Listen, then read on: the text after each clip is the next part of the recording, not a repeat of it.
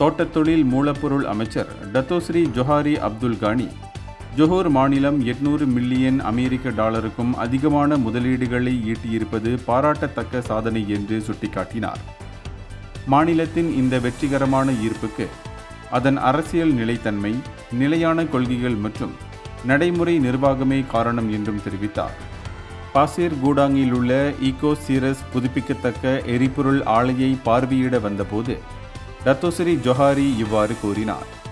ஜொஹூரின் ஆளுமை திறன் மற்றும் முதலீட்டாளர் நட்பு அணுகுமுறையை பாராட்டிய அவர், இது முதலீட்டாளர்களின் நம்பிக்கையை பெறுவதில் மற்ற மாநிலங்களை விட முன்னணியில் நிற்கிறது என்றும் குறிப்பிட்டார். ஜனவரி மாதம் முதல் இதுவரை 91.1 பில்லியன் ரிங்கிட் மொத்த முதலீடுகளை அறிவித்த மந்திரி பசார் டத்தோ ஆன் ஆஃபீஸ் காசி அவர்களுடன் இணைந்து பேசிய டத்தோஸ்ரீ ஜொஹாரி, மாநிலத்தின் பொருளாதார வளர்ச்சியின் வேகத்தை தொடர்ச்சியான ஆதரவுக்கு அழைப்பு விடுத்தார்.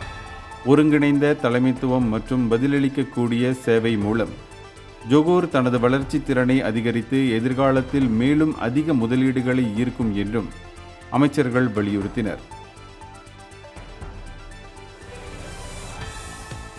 இந்தியர்களின் இதய குரல் மக்களோசை.